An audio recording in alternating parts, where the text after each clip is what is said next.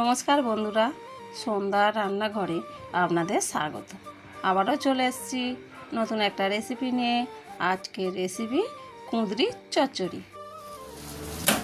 দেখুন বন্ধুরা, আজ আমি করে দেখাবো কুঁদরি চচ্চড়ি।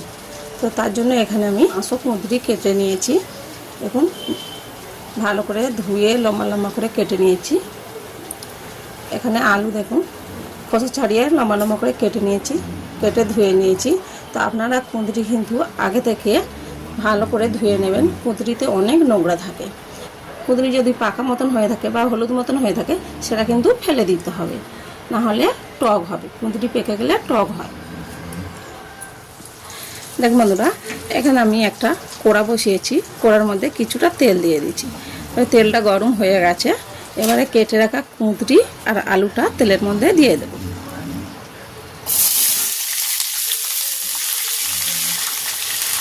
এবারে ভালো করে নাড়াচাড়া করে ভেজে নেব।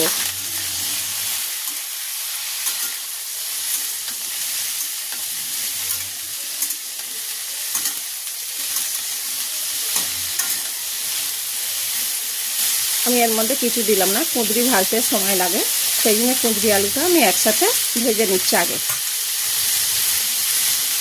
এবার আমি চাপা দিয়ে ভেজে নেব। যে কুঁদরিটা চাপা দিয়ে রেখেছিলাম, এবারে চাপাটা খুলছি। আবারও নেড়ে দিচ্ছি।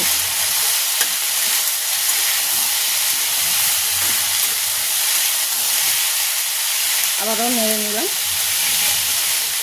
দেখুন, চাপা দিয়ে ভেজে নিয়েছি। খুব বেশি সময় ভাজিনি, 2 মিনিটের মতন চাপা দিয়ে রেখেছিলাম। এবার ওই কুঁদরির উপর দিয়ে দিচ্ছি কেটে রাখা পেঁয়াজ। তো আমি 2টো বড় সাইজের পেঁয়াজ কেটে নিয়েছি সরু সরু করে, ওটা দিয়ে দিলাম। আমি পেঁয়াজটা আগে দিলাম না, যেহেতু কুঁদরি ভাজতে সময় লাগে, তাই পেঁয়াজটা আগে দিলে পেঁয়াজটা পুড়ে যেত।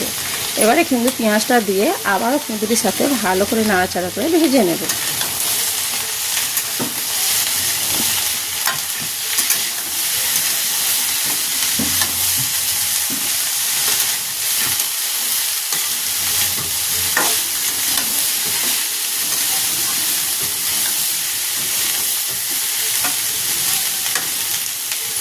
এবারে আমি চাপা দেবো না, আমি খুলে ভেজে নেব।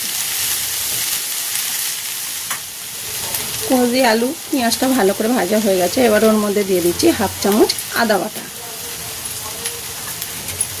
এই আদাটাও ভালো করে নাড়াচাড়া করে ভেজে নেব।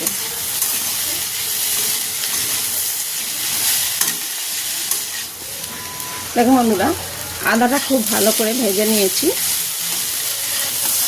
আর দেখুন, ভাজতে ভাজতে কুঁদরিটা সিদ্ধ হয়ে এসছে। এখন আলুটাও হাফ সিদ্ধ হয়ে গেছে। এবার এর মধ্যে আমি দিয়ে দিচ্ছি একটা টমেটো ঘষে রেখেছিলাম, ওটা দিয়ে দিচ্ছি।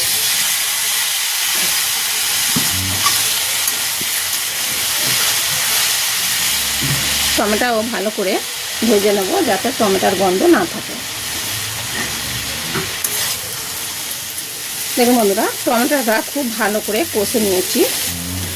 এবার ওর মধ্যে দিয়ে দিচ্ছি 1 চামচ নুন, 1 চামচ হলুদ, 1 চামচ লঙ্কা গুঁড়ো, 1 চামচ কাশ্মীরি লাল লঙ্কার গুঁড়ো, 1 চামচ ধনে গুঁড়ো, 1 চামচ জিরে গুঁড়ো। এই সবগুলো ভালো করে কষে নেবো, যাতে মশলার গন্ধ না থাকে।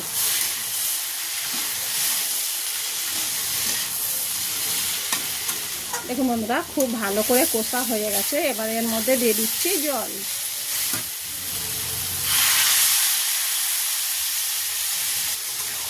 এবার জলটা ভালো করে মিশিয়ে নিচ্ছি।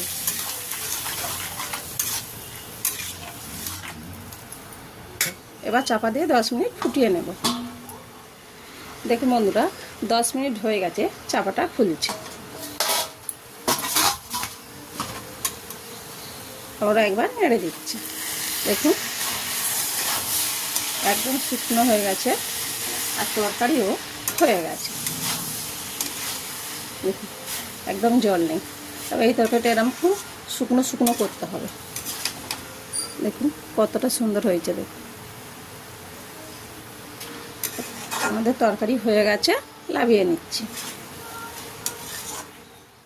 দেখুন বন্ধুরা, কত সুন্দর তরকারিটা দেখতে হয়েছে দেখুন। আর এই তরকারিটা ভাত দিয়ে রুটি দিয়ে খেতে খুবই সুন্দর লাগে। তো আপনারা একবার বাড়িতে বানিয়ে খেয়ে দেখবেন। আর আমার ভিডিও ভালো লাগলে কমেন্টে জানাবেন।